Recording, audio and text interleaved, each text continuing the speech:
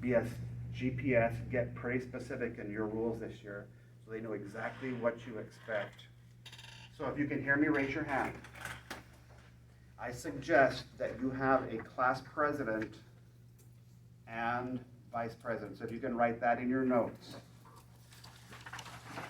I want you to keep the lines with all the gap words empty so that you can add throughout the year as you see me teach things on that page. What did I ask you to write? Okay. On the first week of school, I had an election where the kids got to vote for who their class president and vice president. If you're departmentalized, there can be one for each group. And they were basically going to have an election that first week of school, and whoever got chosen, and I counted for 5 votes because I looked at their report cards, their behavior. I was like, I want to make sure I have a good class leader, because as we learned in our last president, it's possible to get impeached. So those 2 students were my class leaders. If I had a substitute, that I said, don't listen to anyone except for my class president and vice president. Because sometimes they're going to try to get away with things that are not allowed, and they will tell you the truth. Okay? So, public praise and private confrontation. So whenever there was a situation where something happened, sometimes you don't want to confront the kid in front of the whole what? Class. Because he's the kind of kid that's going to rebel. He's going to act out. He's going to do a whole bunch of stuff to get attention. And I know that. Don't feed that fire.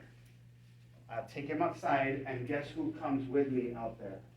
The president. The president and the vice president, and they listen to every word that comes out of my mouth so that they can be my witness and say, that's not what Mr. MacDonald said. So when that kid goes and tells his dad that I said something I didn't say, I have 2 witnesses. Because too many kids are saying things about you that are not even true.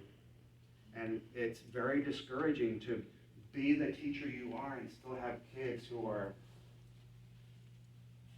mini-me's of parents who are just a bad example only because that's how they were raised. My dad had 4 wives, 2 of them at the same time. He was very verbally and physically abusive. He was an alcoholic. His goal was to make fun of me in front of his friends just so that he could look what? Cool. And I didn't know back then, when somebody has an inferiority complex, they're going to talk down about other people just to make themselves feel or look a little bit better. I don't know if you've ever experienced that. Some of you are married to a person like that. How many are married? Raise your hand. Raise your other hand if you're actually still in love. Yeah, some of you.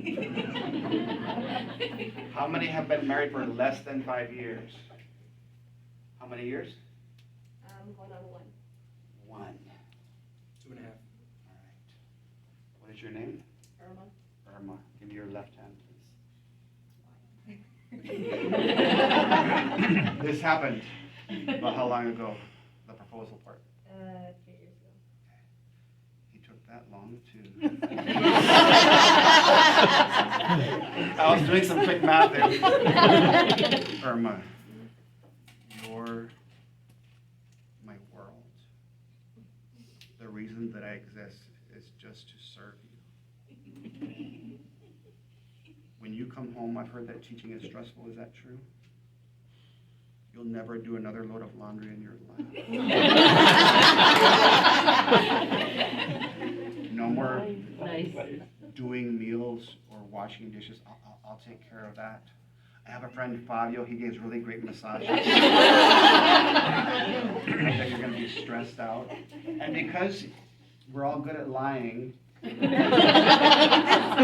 she's going to say yes, and they'll be what for 12 years, apparently. What's that E word?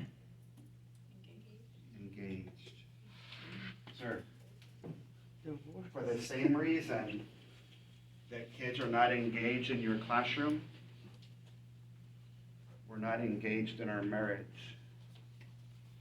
We forget that just because you went down the aisle, you were never supposed to stop being engaged to that person. How in the world are you going to set a good example for kids in your classroom if you can't even have a decent relationship with your spouse? So I challenge you to go home and say, honey, some bald man came today.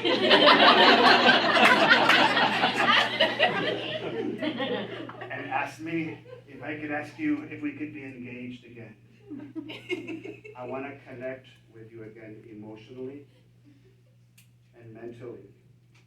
And he or she will either say yes or they'll fall on the ground and faint.